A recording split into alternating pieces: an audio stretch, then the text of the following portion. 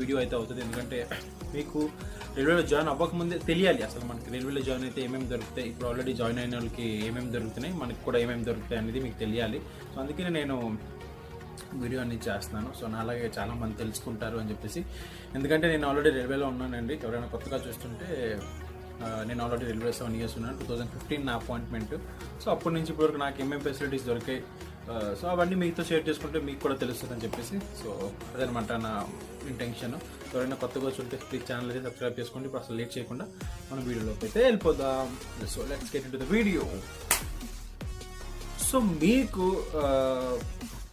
రైల్వేలో జాగానే చాలా ఫెసిలిటీస్ అయితే దొరుకుతాయి. అవి మనం స్టెప్ బై స్టెప్ అన్నీ చెప్పుకొని వెళ్తాను నేను.